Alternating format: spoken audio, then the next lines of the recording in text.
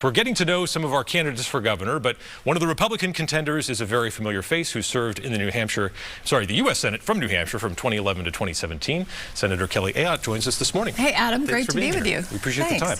So people know who you are, obviously. You were their senator for 6 years, but why are you running for governor? Well, I'm running for governor, Adam, because I think Governor Sununu has done a great job. I want to continue the good work, but I'm running to keep New Hampshire safe, prosperous, and free. And that means making sure that this is the best place to continue to raise a family, that we keep our streets safe, that we protect the economic advantage we have with our neighbors, and that we have the best education system for our children. And you know, we have those live free or die values. What a great state motto we have, but they mean something.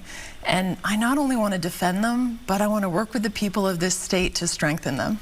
Obviously, there's a Republican primary to get through as well here. So why are you the best choice for Republicans over the other opponent right now, Chuck Morse? Well, I have the background, the experience. I was Attorney General of this state, a U.S. Senator. I helped my husband start a small business. I've worked for some great companies here in New Hampshire. But most importantly, Adam, I have the fire in the belly to wake up every morning and fight for the people of this state and make sure that our state remains the best state in the nation. Right now, one of the big problems facing the state is the astronomical cost of child care and getting access to that child care as well. It's holding back the workforce right now. There are people who want to work, but they can't because they have small children at home. So as governor, what would be your plan to deal with that?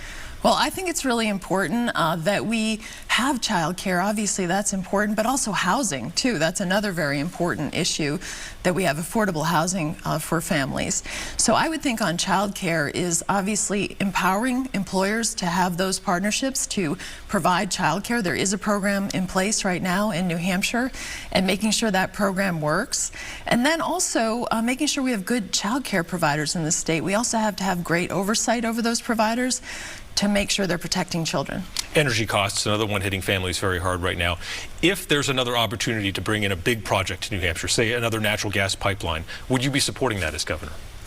Well, Adam, we certainly need more affordable energy in New Hampshire. So I'm going to have an all-of-the-above approach.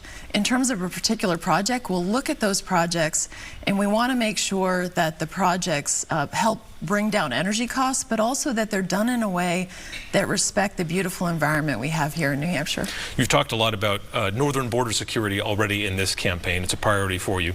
State police right now are down 20% from full complement. Yes. Is it the best use of their time to send them up there away from population centers where there's other kind of crime going on? Well, unfortunately, the Biden administration has this open border policy, and so Governor Sununu called on the federal government for more help, and that's really what should be happening.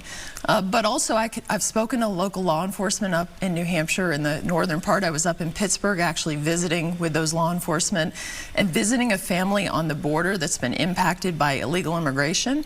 And I do think it's an important role that local law enforcement plays, working with the federal ICE and Border Patrol. But you've raised a very good point, Adam. We have a retention issue with law enforcement in New Hampshire, and I announced this week I have a strong coalition of law enforcement supporting me. I served as Attorney General of this state. I'll have their backs. We need to support our law enforcement, and we also need to recruit and retain the very best law enforcement, and that means fixing the retirement system. That means, by the way, giving them the tools that they need to keep New Hampshire safe. We have this bail law right now that is harming people. It's allowing dangerous criminals to stay on our streets. The police don't appreciate that. So let's give them the tools they need to keep New Hampshire safe. So I'm going to fight hard to change that law. Yeah, lawmakers are going back to work on this, and it's been a back and forth. The Senate has wanted to change things. The House has been more reticent. Democrats don't want to change it, and some libertarian Republicans don't want to change it either. Governor Sununu hasn't been able to convince those Republicans that the bail law should change. What are you going to do as governor to change their minds? Well, I think the time for talk on this is over. You have people that have died as a result of this law. How many more people have to die before we change the bail law? And go talk to the police. We can't have a revolving door. And especially in Manchester, where we have seen the violent crime, we need to change the bail law. So if I have to bring them down to meet with the victims myself, I will do that. But common sense should dictate that we change that law now, and let's stop talking about it. Shifting back to some of the politics of this race for governor, how would you describe your current relationship with former President Trump? Well, I would say that I'm running for governor for the state of New Hampshire. The Biden administration, if you look at what the policies they've put forward, they're not good for New Hampshire. We have inflation, people are paying more for everything at the grocery store, high mortgage rates, we have an open border policy. So I think we need a change in the White House, and I will support our Republican nominee for president because we need to have policies that are going to work for our state. Your law and order, you just made that very clear. It's possible that former President Trump will be convicted of federal crimes by this time next year. Would you be willing to share a campaign stage with him if you're the nominee for governor? Well, let's not get ahead of ourselves. Everyone is innocent until proven guilty, and that will play out in our court system. I can't support Joe Biden. I think that his policies have been bad for New Hampshire. I've talked about it, the open border policies, the drugs that are coming over the southern border and are being trafficked into New Hampshire, the fentanyl that's killing our people. There's so many issues that are important, so I will support our Republican nominee, but I'm running for governor, and I'm out every day campaigning in our state, from the northernmost parts of our state, Berlin, Pittsburgh. I was just in Lincoln the other day. And so I'm going to be meeting New Hampshire voters and talking to them about what we need to do for our state to make sure that this state remains safe, prosperous, and free. Obviously, abortion is going to be a huge issue in this campaign. You know, a lot of voters are interested about where candidates stand on this. The Democrats want a full repeal of the Fetal Life Protection Act. You're pro-life. If there is a broader Republican majority and they send you legislation that would take the ban on abortion from 24 weeks down to 15, would you sign it? The majority of people in New Hampshire support our current law. And our current law gives access to abortion up to 6 months. And then in the last 3 months of pregnancy, women can still get access in consultation with their doctors if they have a medical emergency or, God forbid, a fatal fetal anomaly impacts their baby.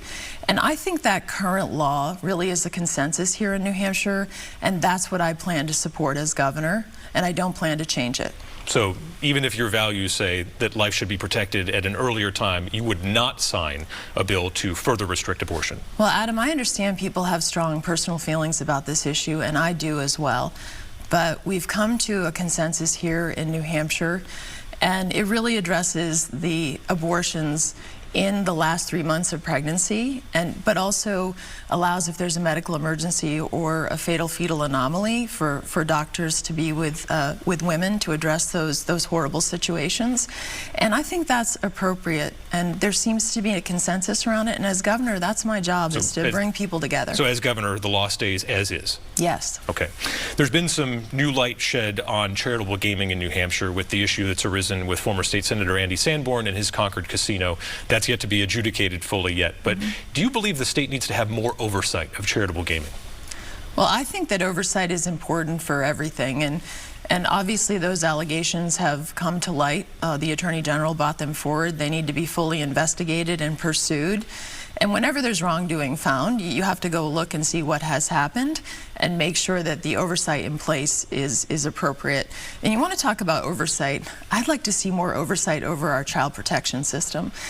You know, we have children who have died because DCYF really needs to do its job better. And as governor, that's an area where I'm really going to roll up my sleeves and make sure that children are protected and that DCYF has not only the support, but the accountability doing its job to protect the children of the state. On the issue of kids, there's just been this big debate about this PragerU financial literacy video curriculum that was just approved by the State Board of Education. Obviously a big fight about the politics of that, but I'm curious for your perspective on the educational value. The idea that kids can watch, 10 or 15 YouTube videos and get a high school credit for that, is that really upholding academic excellence? Well, children learn differently. Each child learns differently. And as I understand it, this is an optional program, Learn Everywhere. And we saw it particularly during COVID that having some access to remote education was important. And so I think that parents should be engaged on this issue. So look at the online content and decide what's best for your children. And as governor, I really want to put parents in the driver's seat on these issues because they know best how their children are going to be educated, and each child learns differently. I've seen that with my own children. Yeah, the parental rights bill that Governor Sununu said he would not sign, would you have signed that? Well, I believe that parents really should be in charge and should be fully informed, so I support the parental rights bill. Voters have had a few years of the will he or won't he of Governor Sununu having decided whether or not he would run for Senate, whether or not he would run for president. You've already gone to Washington, and voters, I think, should know, is that something you would want to do again? No. Are you going to, is there going to be a springboard here from the corner office back to D.C.? No, I have no desire to be in Washington, or I would have run for a federal position again. I think it's just a mess down there. And the reason I'm running for governor is because I love this state, I love its people, I'm a lifelong resident. I want to wake up every day and work for the people of this state, solve problems, get things done. I have no other aspirations other than to serve the people of this state. All right, and you've hewn pretty closely here to Governor Sununu's positions. Is there anything you would do differently than him as governor?